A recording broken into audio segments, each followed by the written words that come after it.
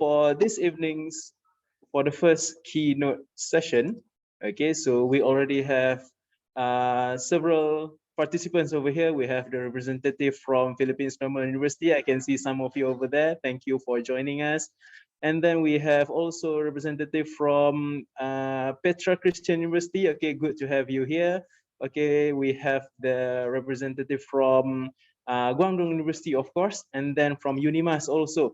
Okay, so for today's first keynote session, the Honorable Professor Dr. JIAO FANGTAI will not be able to be with us live from China.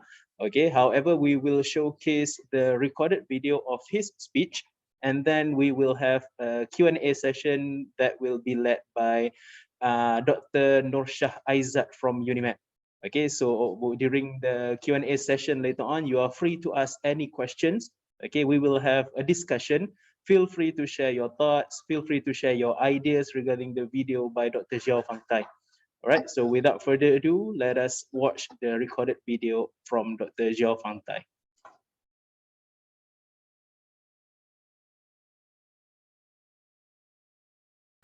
尊敬的各位校长、教授、女士们、先生们、朋友们，大家好。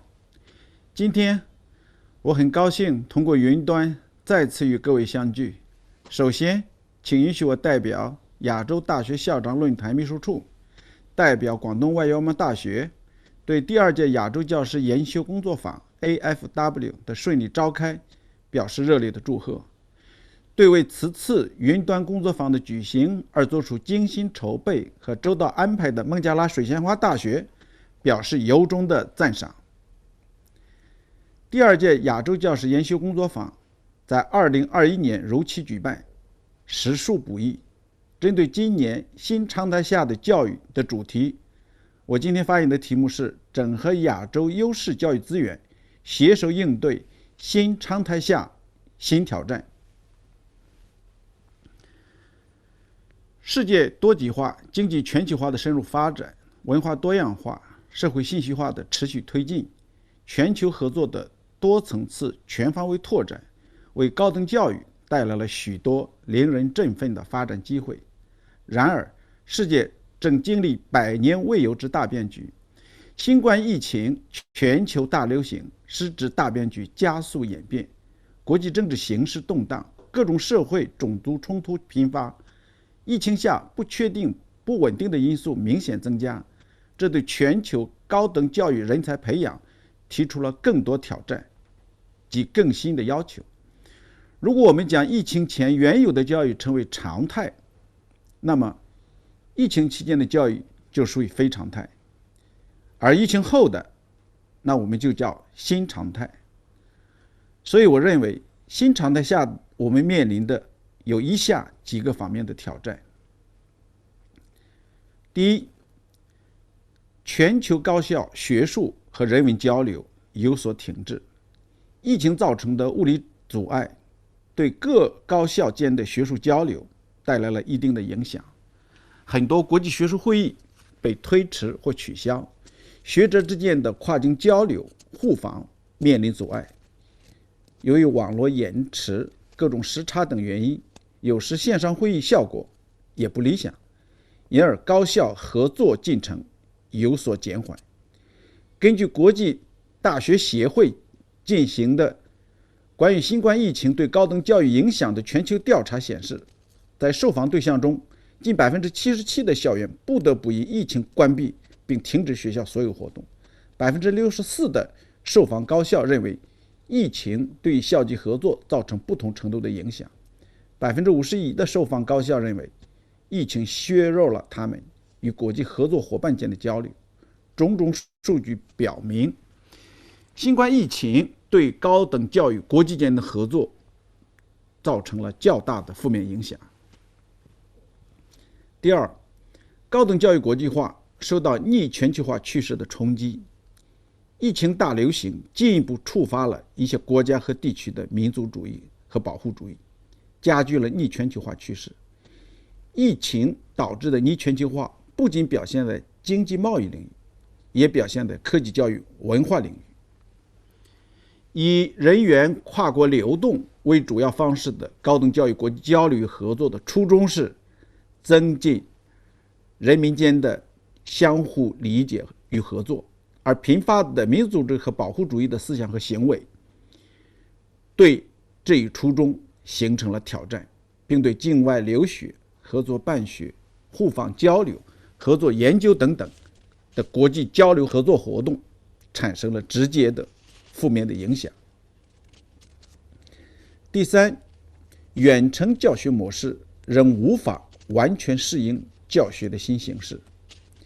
疫情使大多数留学生无法在校内或返回学校进行课堂学习、直播课、录播课、慕课、远程指导等线上教学和远程授课成为疫情期间学生学习的主要模式。虽实现了基本保证教学的目标，但线上教学仍存在弊端，它不能完全取代传统课堂里面对面的授课模式。教学内容、教学方法和教学技巧需要历经摸索的过程。在线教授什么内容能让学生更容易接受？如何进行线上授课能让学生更容易参与？线上教学的课堂纪律和学习气氛等等如何保障，都是教师们面临的问题。尤其是实践性比较强的专业，更是面临线上教学的挑战。女士们、先生们、朋友们，当前新冠疫情虽然给高等教育国际合作带来了一些负面的影响，但往往挑战与机遇并存。在疫情新常态化下，也将赋予高等教育国际化新前景和新趋势。在新形势下，作为高等教育工作者，我们要持续探索并把握高等教育发展的规律，于变局中开新局，在危机中遇新机，通过创新教育合作模式，拓展教育合作领域，整合亚洲优质教育资源，携手应对新常态下新挑战。为此，我们提出3点倡议：第一，凝聚共识，积极参与亚洲高等教育共同体建设。21世纪以来，世界高等教育步入了普及化发展的快车道，呈现出新的发展格局。欧盟的欧洲教育区2025行动计划是欧盟未来5年教育区域化的重大改革举措，也是全球教育区域化的典范。亚洲高等教育在新时期拥有更大的合作落地的空间。在此次新冠疫情大流行的全球性危机中，虽然教育交流停滞的规模前所未有，但国际教育共同体理念却在抗疫过程之中得到了实践和认同。因此，携手应对新常态下新挑战，以创新促合作，已成为突破当前教育困境的必然选择。2019年2月，中国发布《中国教育现代化2035》，提出要全面提升国际教育合作水平，推动同其他国家学历学位互认、标准互通、经验互鉴，提升中外合作办学质量，实施留学中国计划，拓展人文交流领域。亚洲各高校应当更好地通过人文及学术交流凝聚共识，发挥亚洲大学联盟、亚洲大学校长论坛等平台的积极作用，推动高教及科技一体化，共同参与亚洲高等教育共同体建设，共享发展成果，提升亚洲教育整体国际竞争力。第二，推动变革，促进教育体系适应新形势。未来，学校教育应更注重书本与网络、实体与科技的结合运用，构建在线教育平台、学校、学生多方联盟的新型教育体系。教育评价应从学习输入评价为主，向学习输出评价为主转变。教学管理应从刚性管理、层级化管理向弹性管理、扁平化管理转变。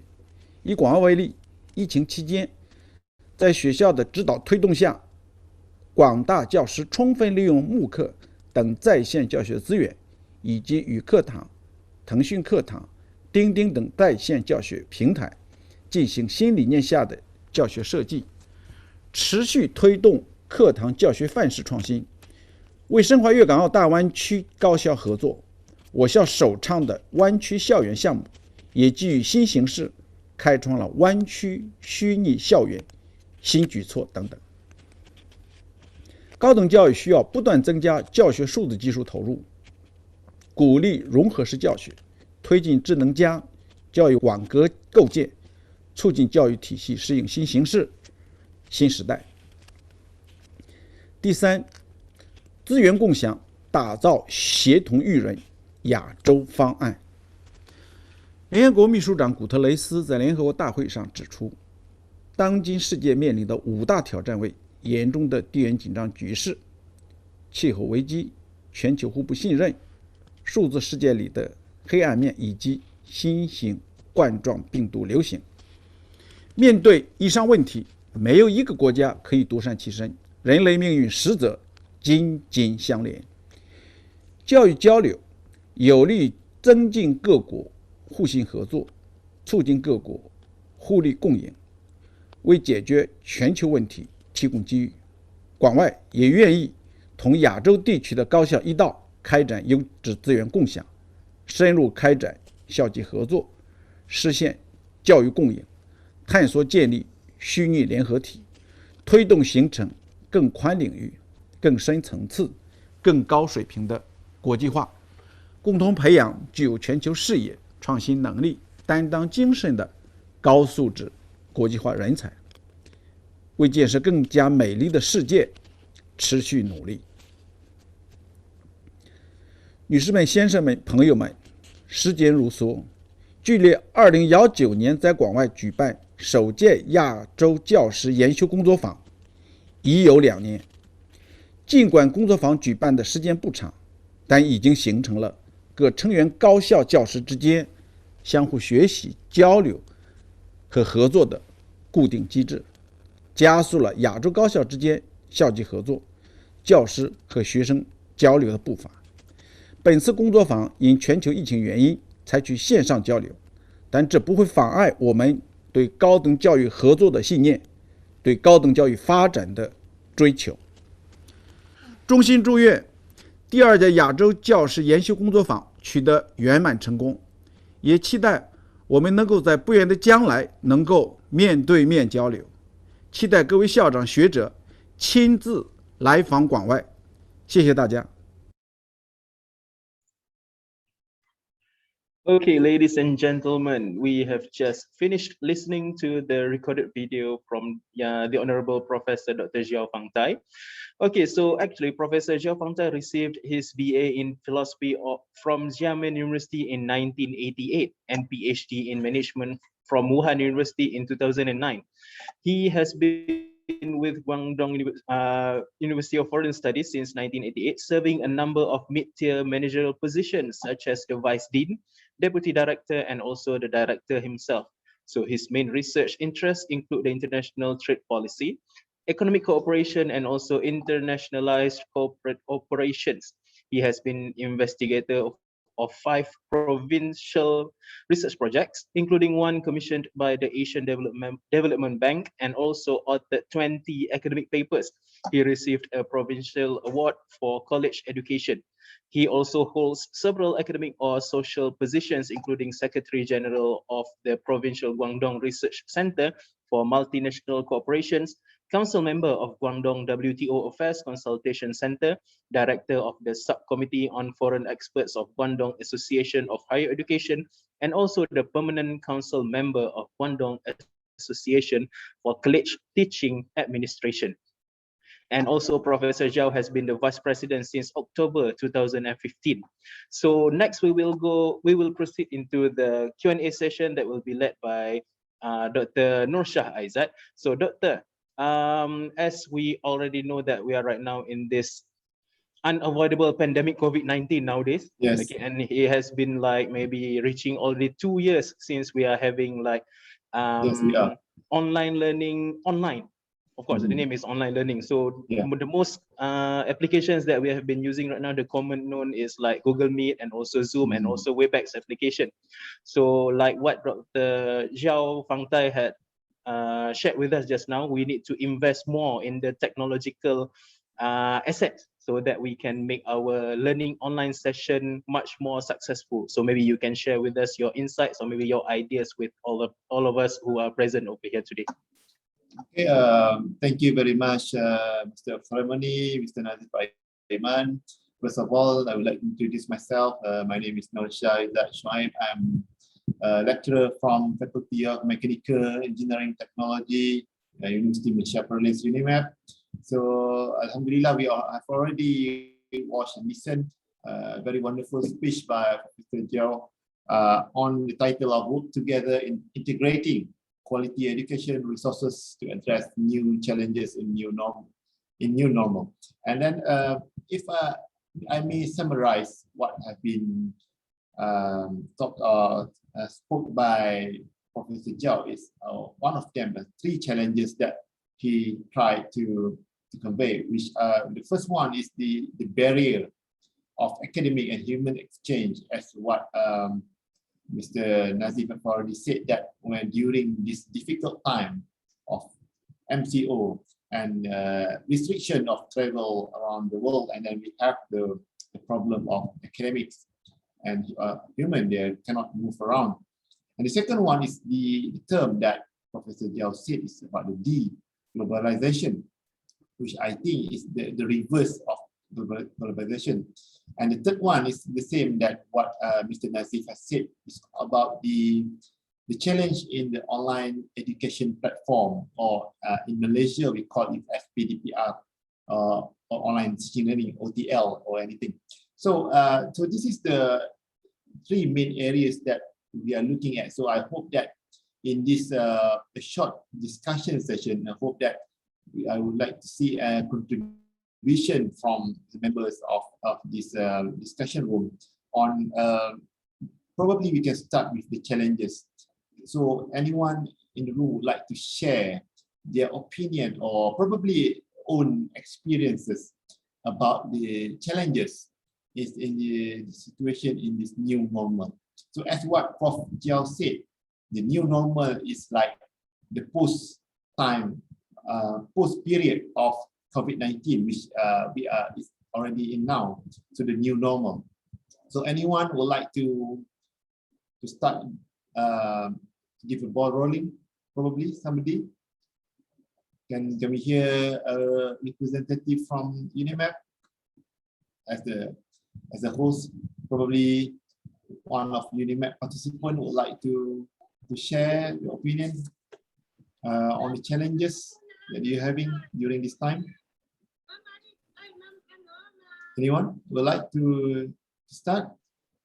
Probably we can have Dr. Zul, Dr. Ahmad Zul Husni. Probably you would like to say something on the challenges of these difficult times of COVID-19. Go ahead. Hi, good afternoon, everyone. Thank you, Dr. Norsha, for picking up my name. Your opinion on this. All right. Talking about the challenges that we are facing delivering the online learning during the pandemic is something interesting. Actually, we have been accidentally involved in online learning without any planning.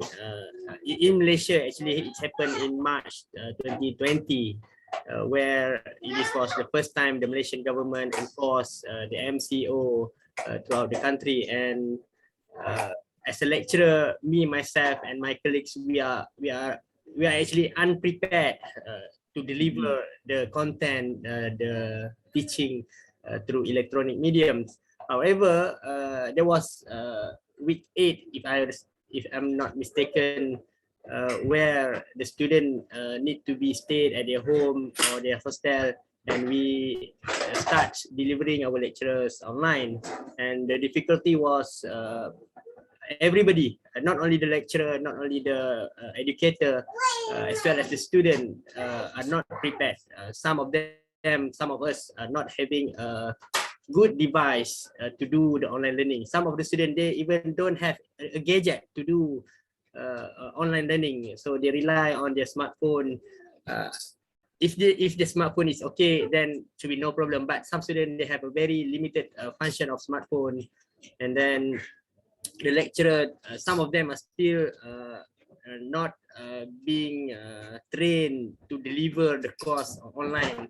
And what we did in UniMAP, we have a series of various training session for all the lecturers, and that happened among ourselves. So anyone that have any knowledge or experience in using the platform, the Google Meet, the e-learning platform, Google Classroom, or anything, Microsoft WebEx and so forth. So we are doing that on a voluntary basis. So we help each other. Okay, we help each other to get familiar with the tools, to get familiar with the concept of online learning. So now it's already almost 2 years we are getting involved into this, from not what we call from not having the virtual background on the meeting platform. Now we have the virtual background, so we don't need actually worry about what we do have in our environment. The background doesn't matter anymore. The content, the UniMAP itself, we are getting back into track. We have our own e-learning platform already. During that time, our e-learning platform will crash, so we rely more on Google platform, and now it is ready to be used 100%. Okay, that I think the time for me to stop. Thank you. Thank you, Dr. Ahmad, for the insight. I think that's a very valid point, because although we have a very good system, we have the very good platform, online learning platform, and so on. But the thing is, the challenge, especially in Malaysia and also probably in some other countries as well, is the students, they are located in a remote area. So they don't have very access to the internet. Probably they have a poor device which cannot access the platform. So probably that is the main challenges that we have to look as well. That's why I think in the UniMAP, we provide two types of learning, which is the live, which is the synchronous, and also the asynchronous, which the asynchronous is much better for those having internet problems. Okay, I think we have Dr. Teresita from Philippines Normal University. I think I can see you are raising your hand. Probably you would like to share the situation, the challenges in Philippines during this COVID-19 time, and probably the situation in the Philippine Normal University as well. Yes, thank you, Dr. Norsha. I'm sorry I cannot turn on my video as it is raining very hard here. Okay, that's great. It's okay. In No Manila, problem. Yeah. yes, and it might affect my connection. Well, our two actually we have two main questions that we wanted to answer when we started with the formulation and the design of our learning management system, our online learning, and that is how do we engage our learners, because they have been used to a face-to-face session or learning, and in what ways can we innovate, can we change our lectures and pedagogy given this global pandemic. So I think in relation to the Philippine Normal University, we have tried our best in terms of first and foremost, providing our students with all the opportunities to learn.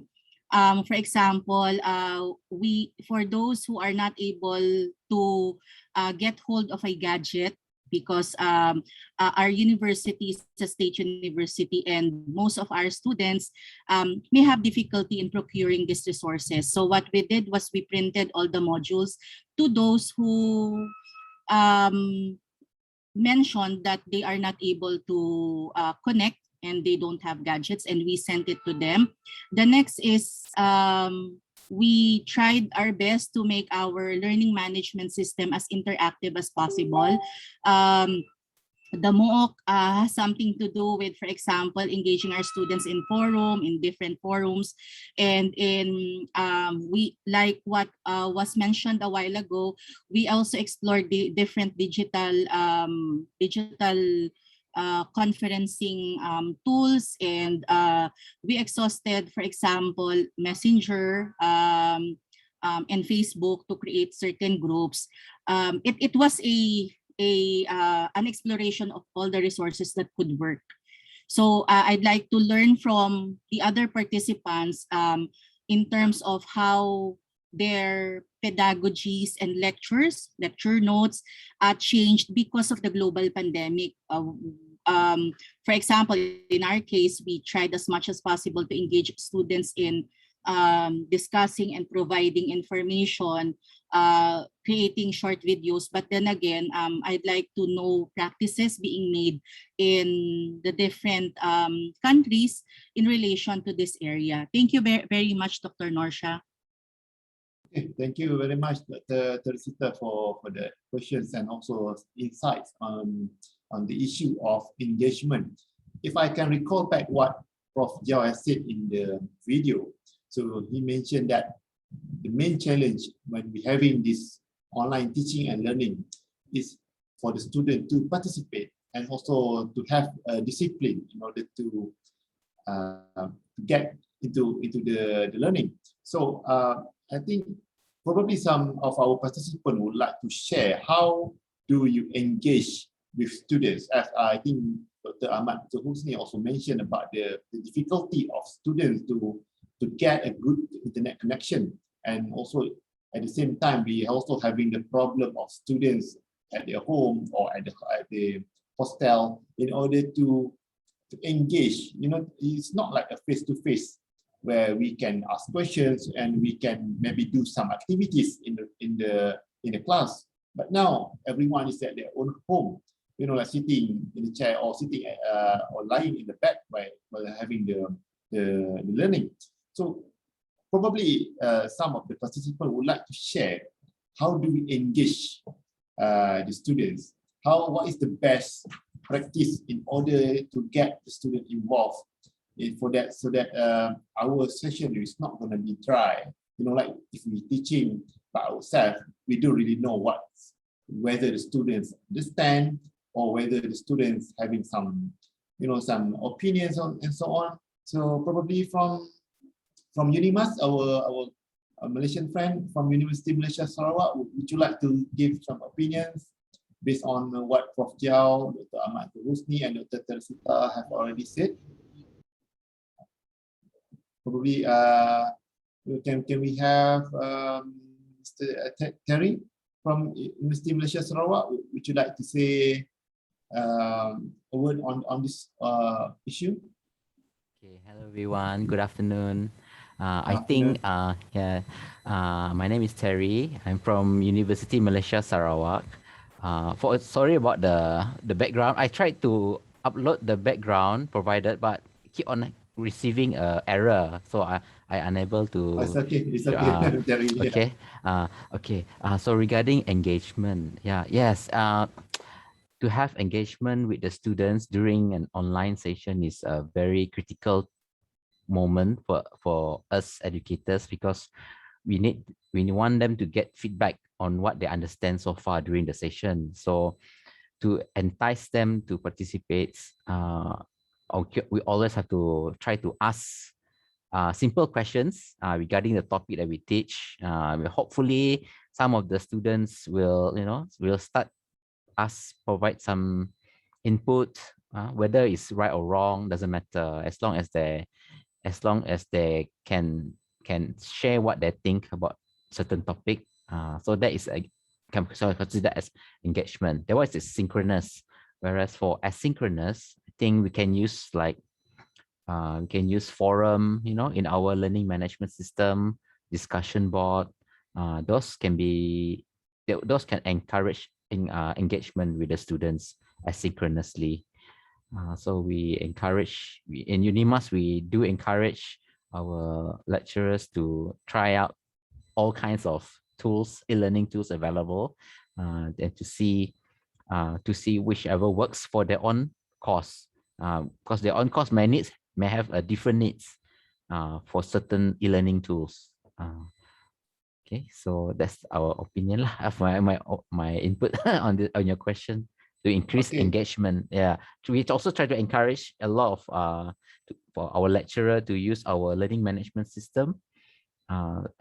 Elite, it's called Elite, to utilize our e-learning management system features, so that it's easy for our students to participate because they are already enrolled in the system.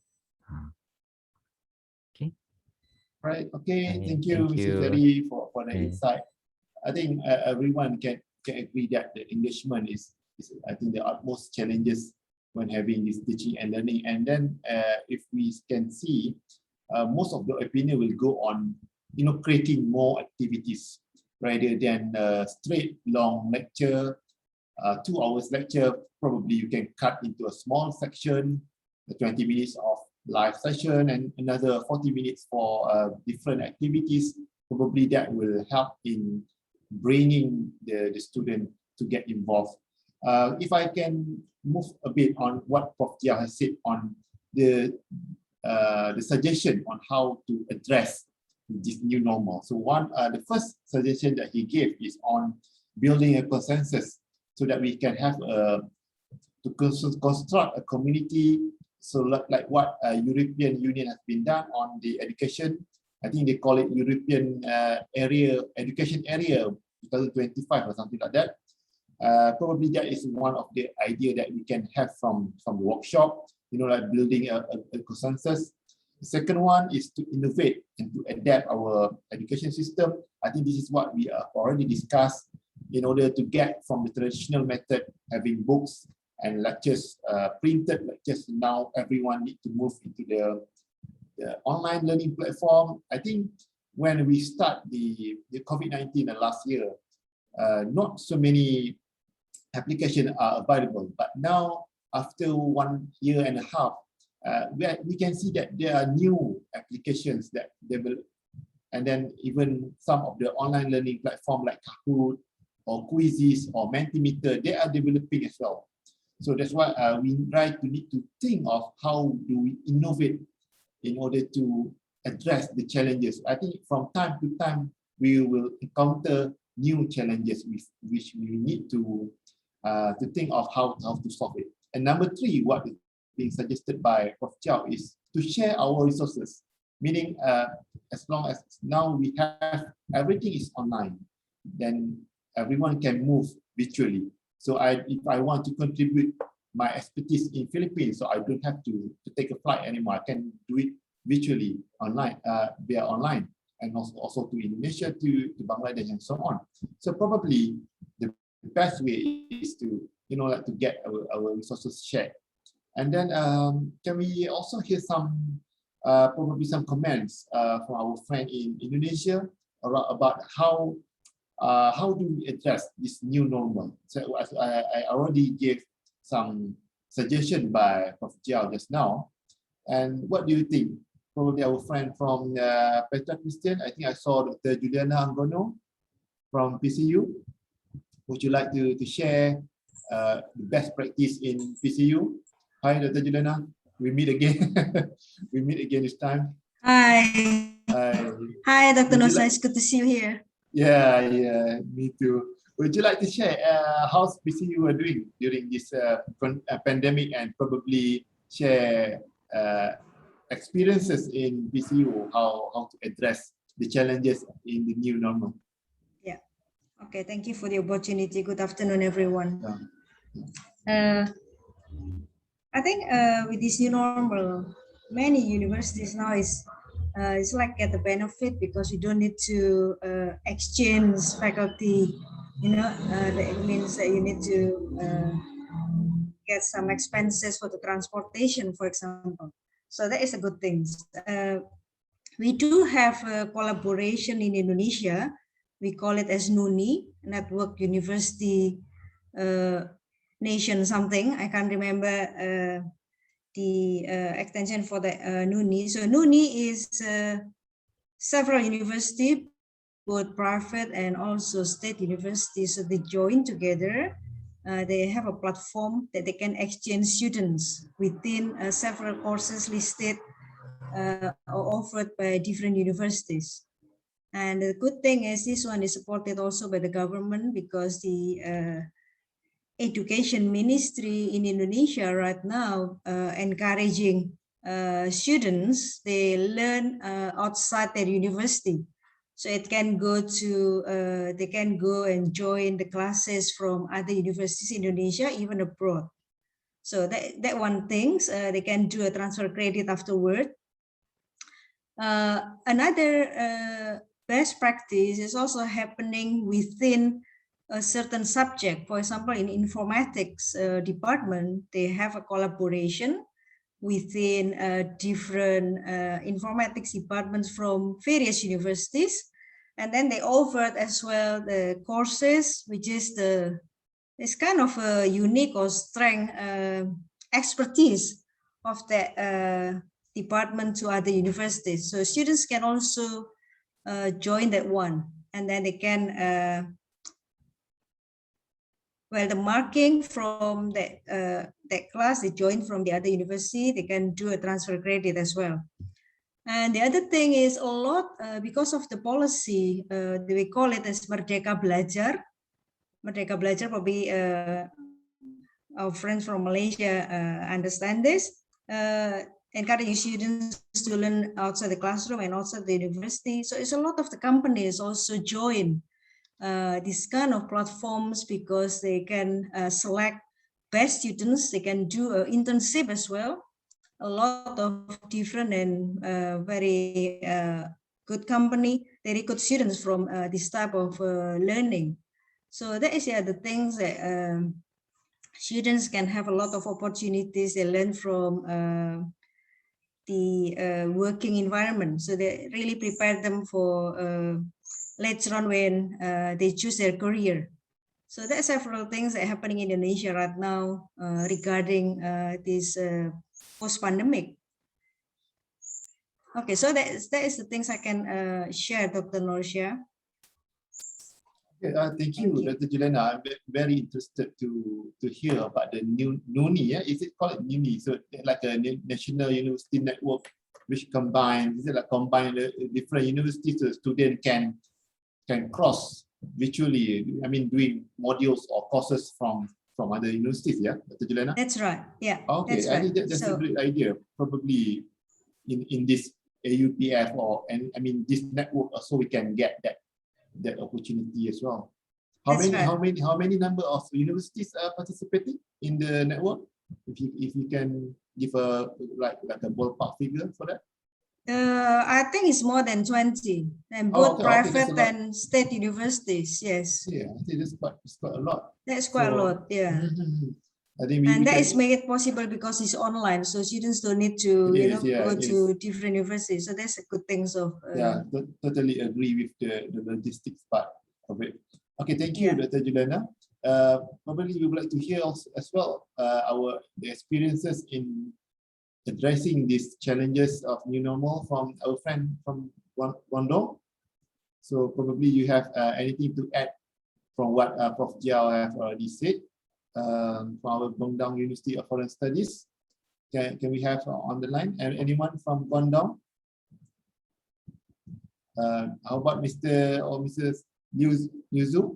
Would you like to say or give our opinion on this matter? How does Guangdong University of Foreign Studies try to addressing the challenges? Because I think hello, hi. Hi. Hello, everyone. And talking about the new normal, and was mentioned by other colleagues, the participation of students is always a very big difficulty. Yeah, it is. Yeah. Yes, and however, as far as I am concerned, it is also a fantastic opportunity to enhance the teaching skills of our faculty. For example, in our university, in order to attract the attention of students, the teacher will always have to make his or her class more interesting in a variety of ways, like that was mentioned before, making forums, adding role play activities, share cultural backgrounds and other interesting things. But from where I stand, I can witness the development of our teachers in their teaching ability, even though in the face-to-face class nowadays, this experience can also be beneficial to them. That's my point. To make the class more attractive and to improve the teaching skills are beneficial from each other. We could take good advantage of this opportunity, but not just see it as a difficulty. And that's my point. Thank you very much. All right. Okay. Thank you, Mrs. Yuzu, for the insight. I think it's very important as well that during this pandemic, one of the advantage I would say is improving the teaching skill of the member of staff as well, because previously not everyone would like to go in this online teaching and learning because they would like to stick with the traditional method. But now, unfortunately, everyone have to boost up the skill and to learn new things. So I think that is one good side of these challenges that we have. So probably the last one, can we hear from our friend from the Dongseok University in Korea? Would you like to provide any opinions on how your universities are coping up with the problem of COVID-19? Mr. Liu Choi, would you like to give your insight on this topic? And then I think in Guangdong as well, I think as what Prof. JIAO said, is the Bay Area virtual campus. I think I picked up one of the idea from Guangdong, is the Bay Area virtual campus. So I believe this probably a collaboration between some institute or universities in the area and having like a virtual campus. So I think everyone can now have a virtual campus, because in virtual world you don't have any border. So everyone can, even though you are 1,000 kilometers apart, that you can still be in the virtual campus. So I think what Prof. JIAO said is kind of a very good way of having this virtual campus. I think in UniMAP we have a few campus, but it's not really a virtual at the moment yet. I think it's about a few kilometers away. Probably this after this we can combine together and call it a virtual campus or anything like that. I think before, I think we are already at the end of the discussion time. So I would like to pass to our host, Professor Saleh Rashid. Do you have anything to summarize or probably provide any your insights on this topic, Prof? And over to you. Is Prof on the line? I think Okay, Prof is here. Okay, Prof, what do you think of this? Like our participants have already mentioned about the challenges and also give their opinion on how to address this problem. So, Prof, what do you think of how do we move forward from here? I think we got a good ideas. I think we have seen examples from a few universities, and probably you can just add on how we should move forward after this. I think anyone want to raise any question before I make some conclusion? Is there anyone online? Farhina, you want to ask something? Yeah. Assalamualaikum. Salam. Actually, it's not that I want to ask any question. I just want to add a little bit on the issue raised just now about the engagement of students' engagement during online class. So I know many of the participants had already shared their solutions, and thank you so much for the valuable input. I just want to add a little bit more. My way of making sure my students participate in my online class, because we cannot use Google Meet for the whole 2 hours of our class. So after a lecture on Google Meet, my students and I, we will go back to our Telegram group. And the good thing about Telegram is we have bots, small robots that can help us with our online teaching. Okay, so one of it that is very useful is called Combot, C-O-M-B-O-T, and this particular bot can help us to measure the participation of our students in the group. Okay, so at the end of the class, the bot will prepare a ranking to show the most active students during our class. Okay, so it is based on how often the students posted, how long their participation, how long their checks in the group, okay, the number of characters, the number of words. Okay, so when we have these rankings, what happened with my students, they are very active, they are very eager to participate. Okay, so when people are saying that their students are quiet during online class, I honestly can't really relate with that, because my students are very active because they want to appear on the ranking. So I think this is one of the way that the online, the lecturers and instructors can use, okay, make use of all the free bots on Telegram. It can definitely help. Okay, this is based on my experience for the past 3 semesters using Telegram. So that's all. Thank you. I think you want to say something on that, Dr. Nasha, or you want me to? No, I think for those from outside of UniMAP, our Mrs. Non Farhina have won, I think, the competition, because I think in UniMAP we have the competition of online and teaching and learning competition. I think Mrs. Non Farhina is the one who won the first prize. So I think she got to get the best practice of engaging the students. So what she said on using Telegram group, probably we can.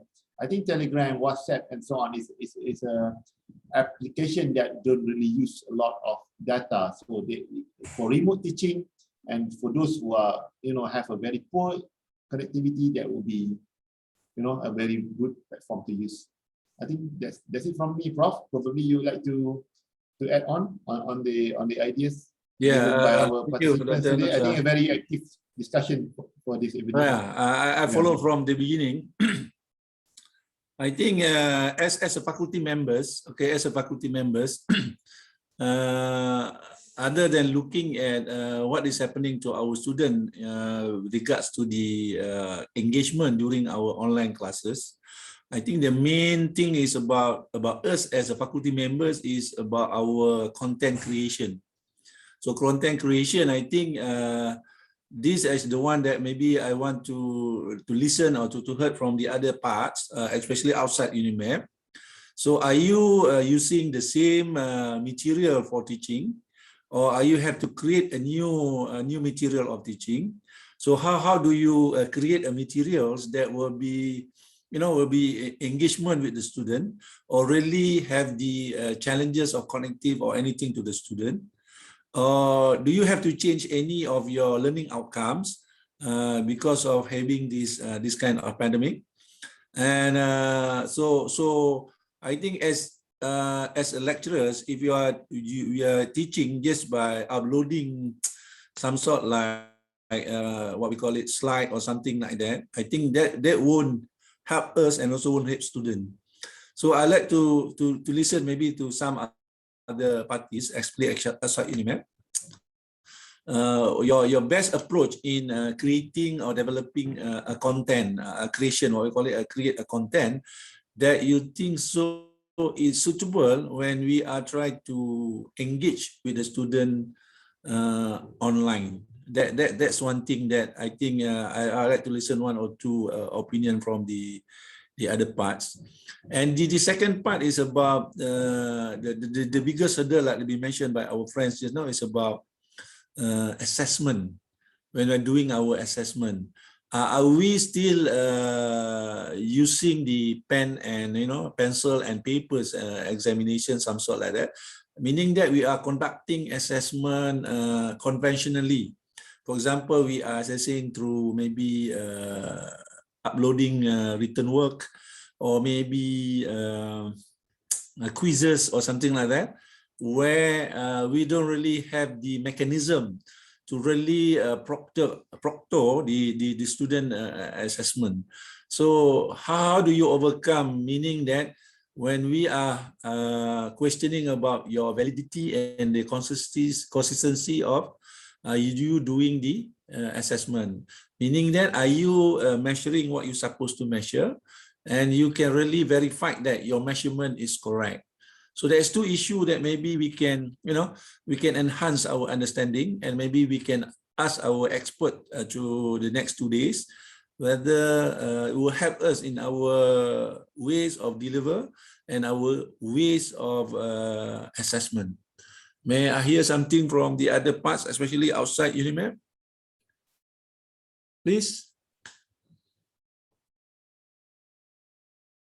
Our friends from Philippines, from Indonesia, or you want to leave it as a question that you want to highlight during the next few more sessions that we're going to be involved? Anybody? Anybody? Hello. Good Yes. afternoon. Yes, Yes, Lizzie, yeah, please. yeah, I am Dr. Liza Banwag from Philippine Normal University in Mindanao. Right. PNU has been through a lot of trainings and workshops for us faculty, starting from our institute or Center for Teaching and Learning for our basic education, which is the laboratory school for our practice teachers, and up to our tertiary levels and even in our graduate studies. For the basic education, we usually have our blended learning program wherein the faculty made their self-learning modules for the students. We base this on the Department of Education's most essential learning competencies. So most of us, particularly here in Mindanao, we did not anymore use textbooks, but rather we used the modules made by the faculty. As for the tertiary levels, the faculty also made their own modules.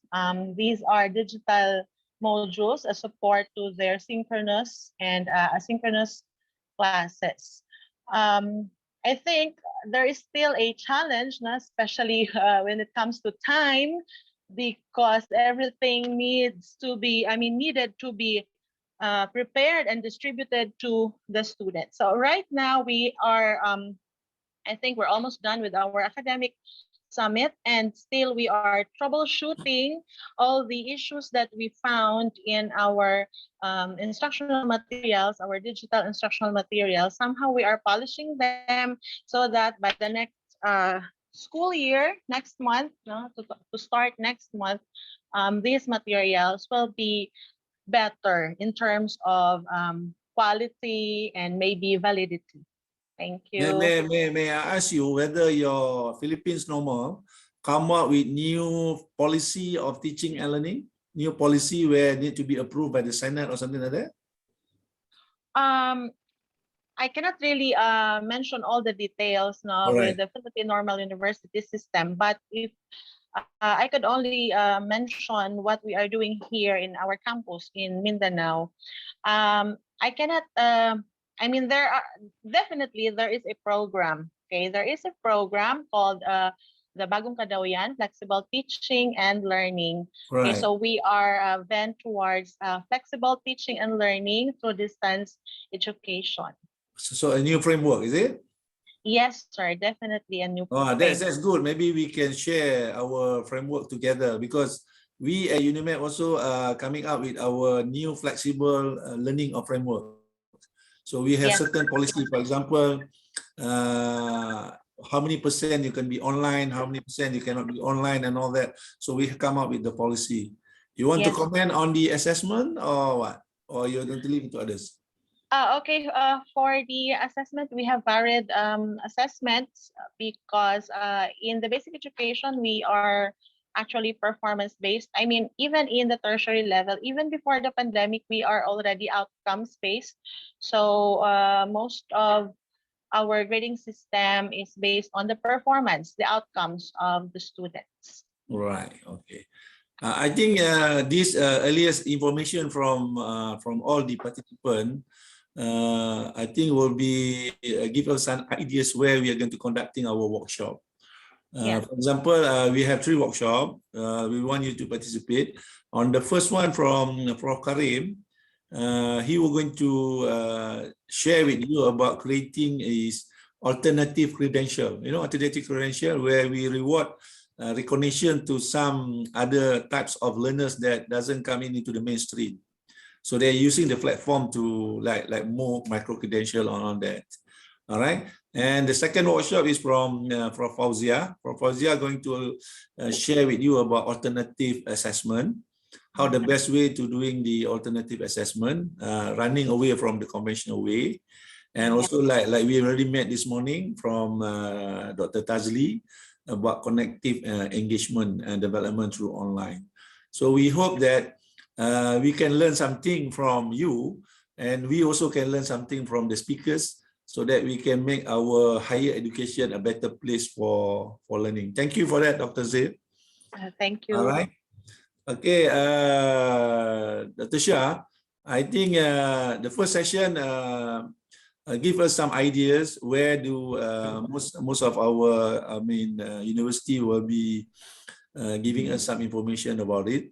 So from this, we're going to pick up for a better. I think it's quite a similar problem about engagement, student engagement, collaboration, and what we call it as social distancing, and they become, they are really apart from the social life, where they have to do some connection between their friends and all that.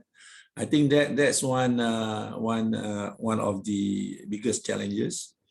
And the second challenges is about the assessment. I think how to do the assessment, and the way forward is maybe next few sessions we want to hear from our friends the way forward for their higher education teaching and learning. Are they going to back to the conventional way? Are they going to do it a blended way, or they're going to be fully online? We also like to listen from our friends, right? So nice meeting you all. We hope we can see you tomorrow for, I think, another interesting session from Professor Jacob Chong, the president of Dongzhou University. I think he has something to share with us. So please join us tomorrow live from Busan, Korea. So back to you, Dr. Nosha. Okay, I think this session is only tip of the iceberg. It's going to be more after this. So this is only the first session, the first keynote. We have the invited speaker, we have the workshop. So probably in the next 4 or 5 days, we can sit together and to share more experiences of ourselves in order to, to encourage everyone to learn what we are doing. So I would like to hand over back to our MC, Mr. Nazir Sulaiman, and I would like to thank you everyone for your participation. Okay, thank you, Dr. Norsha. Thank you also to Prof. Saleh and all of those academicians who have just shared their insights and also their ideas with us today. I would like to tell you that we have come to the end of our day 1 program. Okay, for the first keynote session for today, we have come to the end of it. And on behalf of UniMAP, we would like to extend our deepest appreciation and gratitude to our honorable speaker for today, even though he couldn't join us live from China, but he was with us, okay, with his recorded video. And I believe that all of us over here managed to get so much information and ideas shared by Professor Dr. JIAO FANGTAI just now. All right, so thank you also for those who have been together with us today for through the Zoom application. See you again tomorrow, 10 a.m. GMT +8 Malaysian time. All right, for the second keynote session. So please rise. Wait a minute. Okay, my apology. We will not be singing any more songs for this evening session. So I'll see you again tomorrow for the second keynote session. Thank you so much. Thank you, everyone. See you again. Thank you. Thank you Bye-bye. very much. Assalamualaikum. Thank you.